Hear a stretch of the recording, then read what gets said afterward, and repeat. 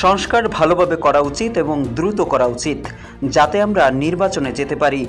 Daily স্টারকে দেওয়া এক সাক্ষাৎকারে বলছিলেন ইসলামী আন্দোলনের আমির। তিনি সংস্কারের ব্যাপারে কোনো আপোষ করতে রাজি নন বলেও জানান। শেখ হাসিনার পতনের পর ইসলামী ভাবধারার রাজনৈতিক দলগুলোর মধ্যে নির্বাচন ইস্যুতে ক্রমেই গুরুত্বপূর্ণ হয়ে উঠছে ইসলামী আন্দোলন বাংলাদেশ। বিভিন্ন দল, বিশেষ করে বাংলাদেশ জামায়াতে ইসলামী, দীর্ঘদিন ধরে চেষ্টা চালিয়ে যাচ্ছে সমমনা দলগুলোকে নিয়ে একটি জোট তৈরি করতে। আর সেখানে প্রথম কাতারে আছে ইসলামী আন্দোলন বাংলাদেশের নাম।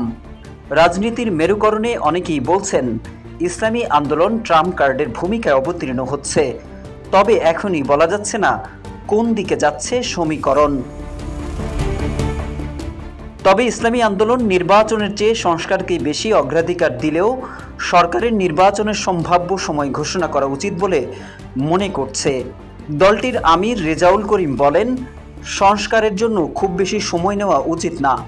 আগামী জাতীয় নির্বাচন প্রসঙ্গে তিনি বলেন, অন্তর্বর্তী সরকারের কাছ থেকে সময়সীমা জানতে পারলে ভালো হতো।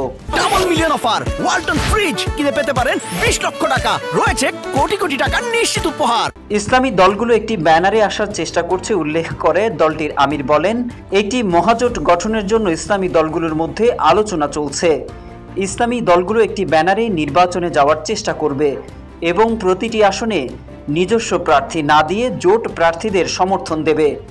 এমন কোনো জোট হলে তার নেতৃত্ব কে দেবে জানতে চাইলে ইসলামী আন্দোলনের এই নেতা বলেন, বেশিরভাগ দলই আনুপাতিক হারে প্রতিনিধিত্ব চাচ্ছে। এ ধরনের ব্যবস্থায় নির্বাচনী জোটের প্রয়োজন হয় না, দলগুলো স্বাধীনভাবে প্রচারণা চালাতে পারে। আনুপাতিক হারে প্রতিনিধিত্বের ব্যাপারে তিনি বলেন, আমরা বিষয়টি নিয়ে অনেক ভেবেছি এবং অন্যদের সঙ্গেও আলোচনা করেছি। এই ব্যবস্থা বিশ্বের 91টি দেশে কার্যকর রয়েছে। সবাই এই ধরনের ব্যবস্থা থেকে উপকৃত হয়।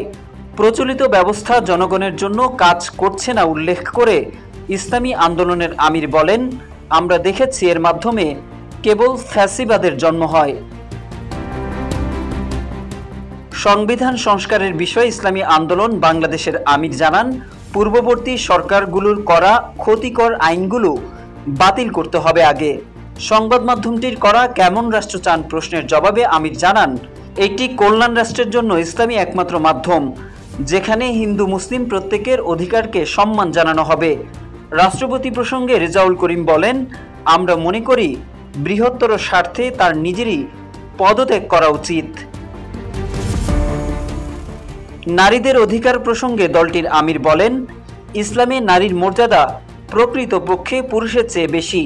তাদের নীতি নির্ধারণী কমিটি দুটোতে নারীর অংশগ্রহণের হার ঠিক কত শতাংশ জানতে চাইলে তিনি বলেন, দলটির নীতি নির্ধারণী সংস্থায় 30% নারী অন্তর্ভুক্ত করার বিষয়টি চলমান রয়েছে।